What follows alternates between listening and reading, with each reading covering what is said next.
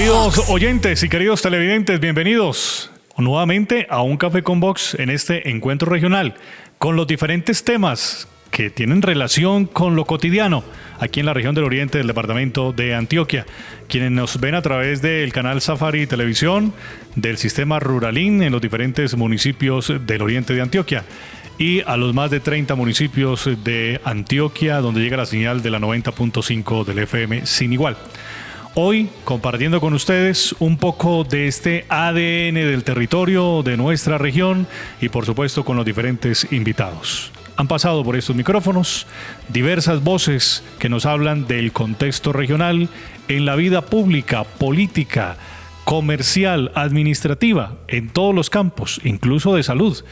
Y hoy nos vamos a introducir un poco por el tema de lo que hoy está en un boom y esa es la inteligencia artificial. ¿Qué es eso de la inteligencia artificial? Cuando nos hablaban hace muchos años de que algo era artificial, como que no servía y como que era algo momentáneo, pasajero, pero ya hoy nos damos cuenta que esa inteligencia artificial pues está llegando para cambiar muchas cosas y que depende de nosotros, del manejo que le demos, pues haremos las cosas bien o nos iremos por el camino contrario. Pues está con nosotros un invitado muy especial.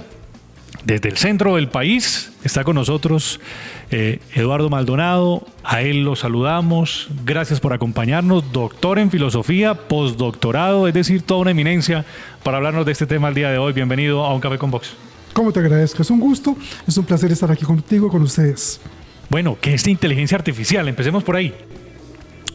Mira, la inteligencia artificial tiene un origen que se remonta muy fácilmente a el siglo XIX, cuando se sientan los primeros cimientos de la computación, del computador. En realidad, el programa de si las máquinas son inteligentes y pueden pensar, es del papá de la computación, que se llamaba Alan Turing, en un artículo muy importante en 1952. Tú y yo no habíamos nacido. Ya para la sociedad, la inteligencia artificial se explaya en el 2020, cuando aparecen los LLM, que son los Large Language Models, los modelos ampliados de lenguaje, que podríamos traducirlos como Alexa o Siri, por ejemplo, como ChatGPT y demás. Y es esencialmente un sistema computacional que aprende y se alimenta de datos y está marcando la vida hoy por hoy. Es un gran cerebro, entonces, lo podemos imaginar así, doctor Carlos Eduardo, para explicarle a nuestros televidentes. Esa gran masa cerebral que está hoy en lo digital, que está robando, cogiendo datos de todas partes para emitirlas a quien lo consulte. En el marco de la biosfera, no es una metáfora, la inteligencia artificial es ubicua, bajo el supuesto de que utilizamos computador, televisión, celular, radio, nuevas tecnologías, sistemas de comunicación, etc. Todos los que estamos metidos en los sistemas informacionales, al mismo tiempo entonces estamos en los sistemas computacionales. Y entonces efectivamente estamos conviviendo, ese es el tema delicado, con la inteligencia artificial. El algoritmo es muy complejo. Usted busca algo en internet y al momentico te está llegando información al teléfono, te está llegando información al computador, abres cualquier página y tienes información relacionada con lo que estabas buscando. Es decir, esa inteligencia está ahí para ir botando datos, para nosotros ir recreando lo que queremos. El tiempo real hoy, literalmente, lo que quiera que sea el tiempo real, es el tiempo computacional. El tiempo que se demora una tarjeta de débito o de crédito en darme cosas, el tiempo que se demora un sistema informacional, lo que tú quieras. Entonces, el tiempo real es tiempo computacional, pero con los desarrollos vertiginosos en hardware y en software de la computación. Y nace, como bien dices, a partir de las bases de datos Hay bases de datos de lo que tú quieras. Las bases de datos se alimentan gratuitamente. Además, porque tiene un elemento muy importante, y es que la información no pesa. No pesa como gramos y toneladas y kilos, etcétera. Pesan unidades informacionales, digamos gigas, petas, megas y demás. Y la información, 1, se la puede acumular indefinidamente. 2, se la puede compartir las veces que tú quieras, a diferencia de la materia, por ejemplo. 3, se puede hacer con ella lo que sea. Y entonces el ABC de la inteligencia artificial son datos, y mucho mejor bases de datos. ¿Y qué hacemos entonces con las bases de datos? Doctor Carlos Eduardo, estamos ante una tecnología que nació para quedarse, para ir avanzando, ¿o qué esperamos de la inteligencia artificial? En mi propia lectura, la inteligencia artificial, permíteme un paréntesis muy importante, es vida artificial. No simplemente inteligencia artificial, es vida artificial, cierro el paréntesis. Es, en términos históricos, en términos evolutivos, la más grande revolución que ha habido jamás en la historia de la humanidad, comparable quizás tan solo con el control del fuego.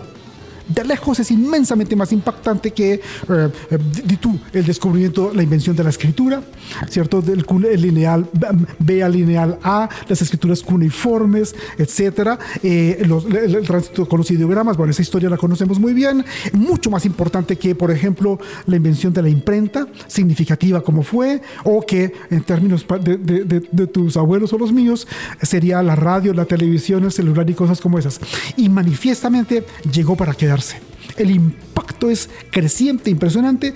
Mira, literalmente para la sociedad, no para la comunidad científica, para la sociedad, esto nace en el 2020. Y tú y yo vemos todo el frenesí, en inglés se dice hype, todo el frenesí sobre inteligencia artificial. Algunos nos preocupamos, otros la usamos, otros jugamos con ellas, y es prácticamente ubicua en medicina, en sistemas militares, en educación, sistemas comunicacionales, lo que tú quieras. Creo que no hay ningún sector en la humanidad que no toque la inteligencia artificial. O sea, todo está compuesto y todo en algún momento va a necesitar inteligencia artificial. Avanzo un pequeño paso. Cuando hacemos la distinción entre sistemas analógicos y sistemas digitales. Un sistema analógico es un sistema físico, pues material, ¿cierto? Y entonces hemos hecho el tránsito de sistemas analógicos a sistemas digitales.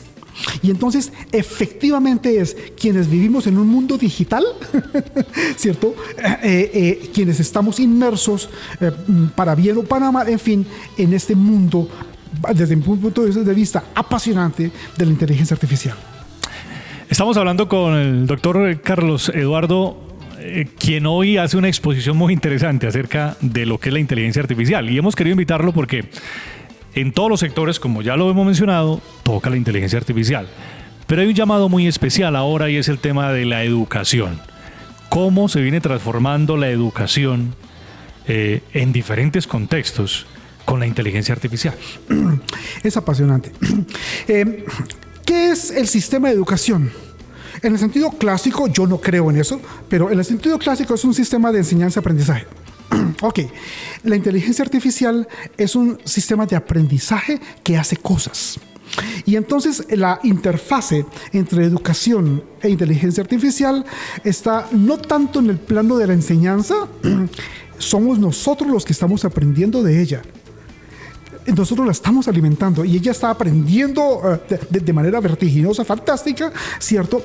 Y entonces aquí entra la educación, los procesos de alfabetización tecnológica, aprender a leer y escribir código, por ejemplo, ¿cierto? Lenguajes de programación y demás, aprender de modelamiento y simulación.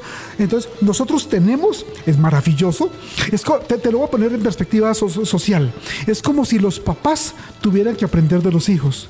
Y sí, los papás aprenden de los hijos. No, los papás no lo saben todo, ¿es cierto? Y entonces tuvimos un hijo, tuvimos una hija, créeme, es hermosa, ¿cierto? Que se llama la inteligencia artificial, la vida artificial, y ella nos está enseñando cosas, muchas cosas. Hay preocupación y seguramente pues es notable en el tema educativo. Muchos papás hoy, muchos docentes en el tema educativo nos preguntamos, bueno, ¿será que la inteligencia artificial es tan buena? Pues hoy un ensayo te lo da en segundos y la persona no está pensando, no está analizando, no está leyendo juiciosamente para sacar un análisis cuando la inteligencia artificial te la da en 2 clics. ¿Es una responsabilidad del que quiere aprender? Absolutamente sí. Y entonces la obscenidad, la perversidad de la inteligencia artificial es que todo lo que yo hago algorítmicamente, ella lo hace mejor. Y normalmente, ¿qué es una tarea que le ponemos a los chicos? ¿Cierto? A los niños y los jóvenes. Es un algoritmo, ¿cierto?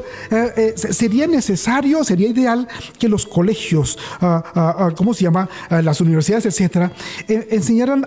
Y entonces es la oportunidad. Yo soy optimista con respecto a es la oportunidad para, supuesto a todos los algoritmos, ¿cierto? Búsqueme las capitales de los países africanos. Búsqueme los presidentes de América Latina, cosas como esas. Toda la educación ha sido ampliamente algorítmica. Bien, no puede seguir siendo algorítmica. Debe ser entonces eminentemente reflexiva, quiero decir creativa, o lo que es equivalente, ¿cierto? También muy sensible. Tenemos que cambiar los formatos entonces. Manifiestamente, porque será inevitable. Es más, tú y yo lo sabemos, ya hay programas de inteligencia artificial, te podría mencionar nombres, es cierto, que me permiten identificar si un texto ha sido hecho con inteligencia artificial. Quien tiene trabajo con esto lo logra identificar con olfato, ¿cierto? Sí, sí. Eso técnicamente se llama the next token, es decir, es un lenguaje muy secuencial, un razonamiento muy secuencial. No hay intuición, no hay creatividad, no hay chispa, no hay sorpresa. Y entonces la vida en el amor, en las relaciones, en la amistad, en el convivio, tiene más contenidos informacionales cuanto más sorpresa tiene. Y entonces la invitación maravillosa es que el sistema educativo tiene que bajarse literalmente de los algoritmos, porque si peleo con los algoritmos, yo ya tengo la pelea perdida, porque ella lo hace mucho más rápido, como mencionas, y mucho mejor. Bueno, hoy se tiene que estar repensando el tema educativo informativo en nuestro país, en Colombia. Hoy las carreras largas de muchos semestres no están siendo tan apetecidas por los jóvenes, por los niños o por los adultos. Hoy buscamos educación más rápida. Esa inteligencia artificial tiene que ir acompañada también de programas educativos que sean mucho más agresivos en la formación, acompañada de la inteligencia artificial, pero que realmente nos genere un camino de aprendizaje. La inmensa mayoría de los seres humanos nos estamos alimentando de comida rápida. Y la comida rápida se cocina rápido. Y la comida rápida que se cocina rápido se bota rápidamente. Y la comida rápida me llena, pero no me alimenta. Y entonces, ¿cómo se llama? Eso sucede con esos ritmos rápidos, acelerados. La buena cocina es lenta. Y la buena mesa... Fantástico. La buena mesa, ¿cierto? Es lenta, ¿cierto? Viene una entrada y la conversación y así. No los sitios rápidos. Entonces, sucede lo mismo con la educación, ¿cierto? Yo no soy enteramente... Es cierto, quiero decir, es cierto que los jóvenes están buscando cosas rápidas, etcétera, pero creo que el foco no está bien situado. Los jóvenes estamos buscando, más que cosas rápidas, cosas nuevas. Porque tienen la información ahí rápidamente, claro. Quieren cosas nuevas. Y entonces tienen un olfato mucho más rápido, ¿cierto? Para identificar qué es más de lo mismo, ¿cierto? Porque efectivamente los que somos jóvenes somos multitask, ¿cierto? Los que no somos jóvenes, pues somos secuenciales y una cosa... Una tradición que traemos entonces, de la formación. Manifiestamente. Y entonces la formación es lo que bien mencionas, la educación, etcétera, tiene que transformarse radicalmente. Es decir, transformar los sistemas de gestión, transformar los sistemas de enseñanza, aprendizaje, las tecnologías, el aula misma. Perdóname que me extraplaya en esto. Los salones de clase que tenemos en colegios y universidades hoy siguen siendo medievales. ¿En qué sentido? El profesor está adelante y los estudiantes detrás, que era lo que sucedía en la Edad Media. Adelante estaba el sacerdote en una época de espaldas, ¿cierto? Y luego el público. Y no hay interacción. Entonces, el aula misma tiene que transformarse por completo. Nuevas formas de conocimiento implican nuevas formas de organización social. Y es una oportunidad, es un reto que debemos poder entender suficientemente. Entonces, repensar nuevamente los métodos que se están utilizando para educar. Todo, métodos, aula, relacionamiento, impacto. Voy a hablar como los administradores. Toda la cadena de valor de la educación, ¿cierto? La relación con la familia, etcétera. Porque hoy todo eso está tejido, si me permites la expresión, tejido justamente por este tema, que es la inteligencia artificial. Y entonces, la inteligencia artificial es de lejos mucho mejor que yo si yo pienso y vivo algorítmicamente. Por tanto, la invitación es dejar de pensar lineal, secuencial, jerárquicamente y tal. Es un reto magnífico. Nos invita entonces la inteligencia artificial y todos estos nuevos métodos a ir a la par con ella, nuevos conocimientos, explorar más lo que tenemos a la mano. Muchas veces decimos esto no sirve, pero no le dimos la oportunidad de explorar y decir definitivamente sirve y funciona. Además, porque esto pasa por un fenómeno demográfico que tú conoces mejor que yo. Y es que el mundo se divide en los que somos nativos digitales y los que somos migrantes digitales. Y cada vez más somos más los nativos digitales y cada vez más somos menos los migrantes digitales.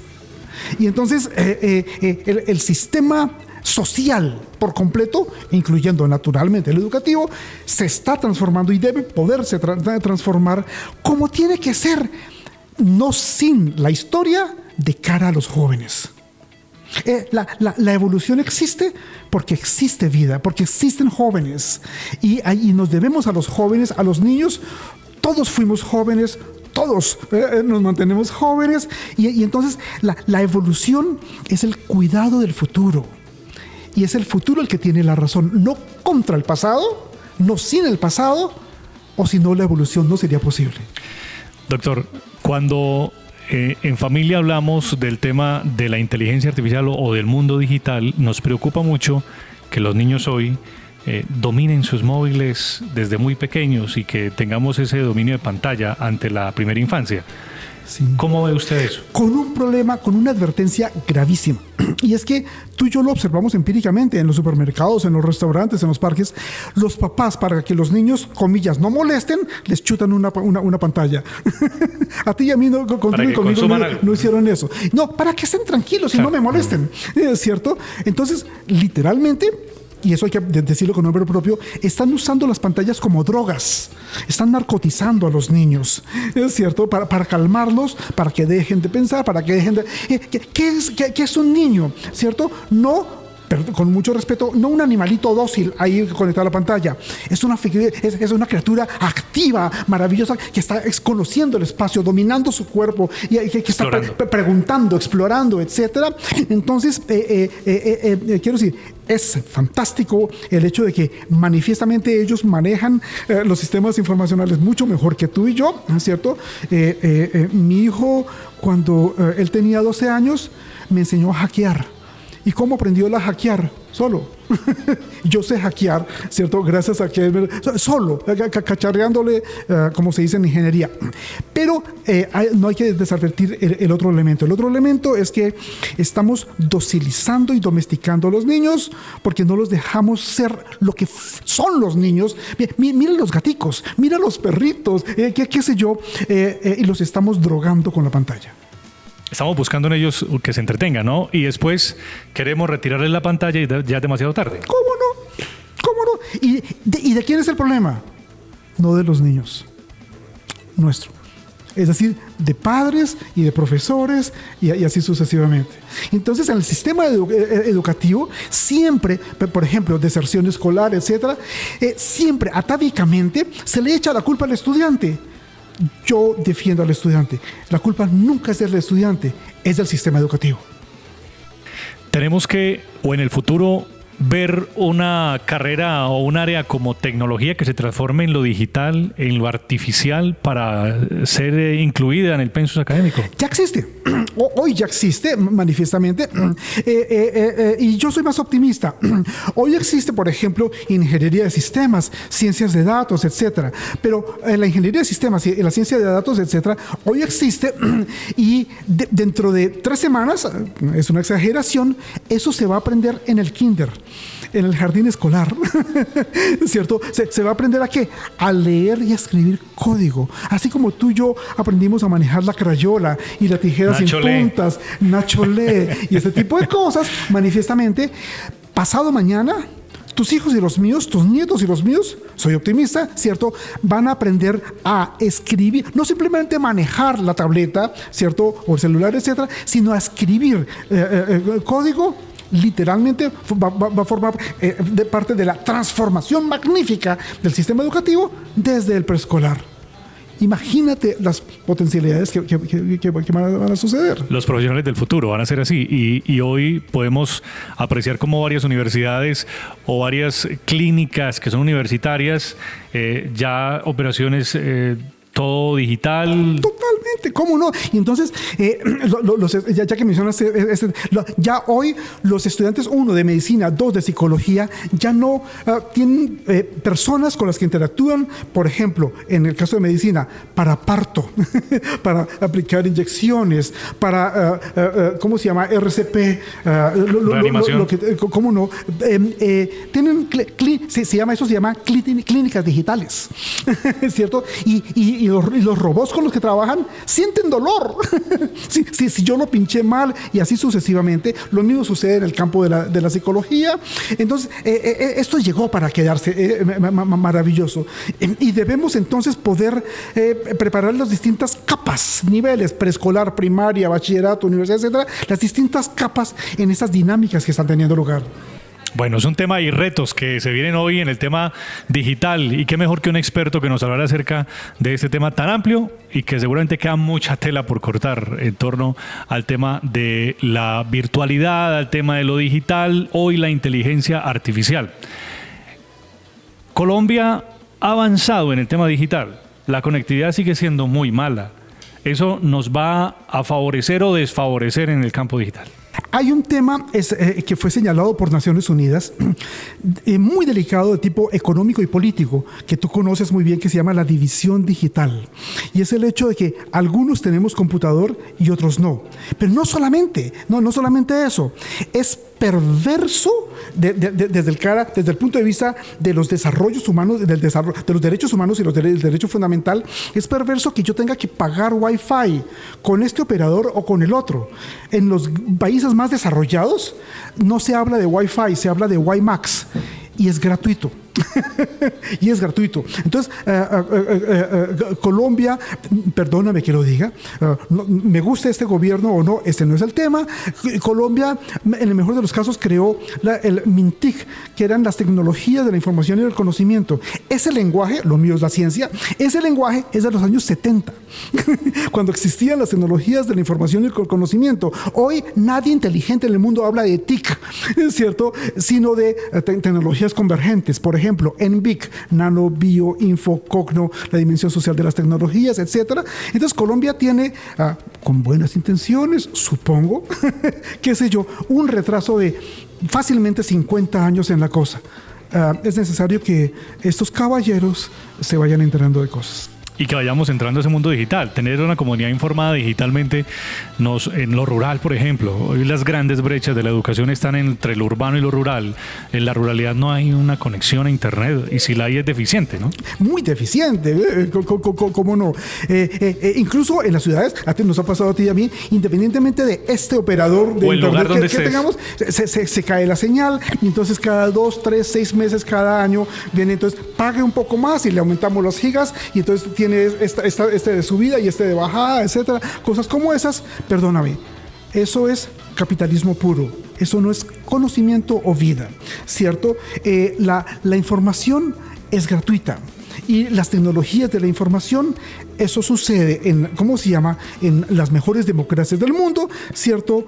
Tienen que tener un carácter democrático, disminuir los precios de los computadores, eliminar el pago de Wi-Fi, etc. Mientras Colombia no esté haciendo ese tipo de cosas, eso va a generar inequidad, ¿cómo se llama?, injusticia, impunidad y desde luego sufrimiento humano. Han pasado muchas cosas en los últimos 10 años.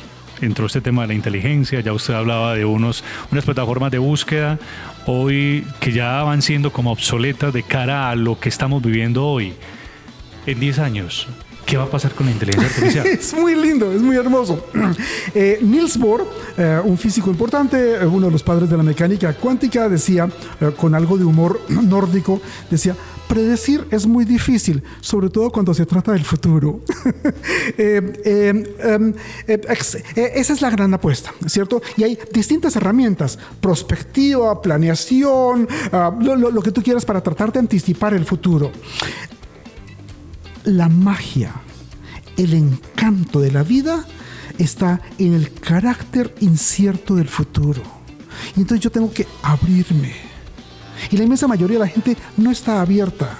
Tengo que abrirme, ¿cierto?, al futuro, a las posibilidades, a los horizontes, etc. No en el sentido de que cualquier cosa pase, ¿cierto? Entonces, sí hay futurología, incluso como estudios académicos y científicos muy bien consolidados, ¿cierto? Te podría mencionar centros, te podría mencionar autores, etc. Permíteme recapitular. La buena predicción es a corto plazo, y cuanto más a corto plazo, mucho mejor. Cuanto más me alejo del presente, mayor es el grado de incertidumbre. Eso se llaman sistemas caóticos. Pues doctor Carlos Eduardo, gracias por acompañarnos, por estar con nosotros el día de hoy, ilustrarnos más respecto a este tema de inteligencia artificial y aceptar este espacio, esta invitación para el día de hoy. Es un gusto, es un placer. Al revés, te agradezco inmensamente a Canal Safari, a las emisoras, por la invitación. A todos ustedes, queridos oyentes, gracias también por estar con nosotros, los televidentes que nos ven en casa. Mucho cuidado con la tecnología, es para aprender y para ir a la par con ella, para ayudarnos un poco más en lo que tenemos que ver el día a día. Y cuidado también con nuestros niños, ¿no? Es el llamado para que los cuidemos y no les tiremos las pantallas simplemente para entretenerlos, sino que también tengan un conocimiento pertinente y adecuado. Gracias por acompañarnos.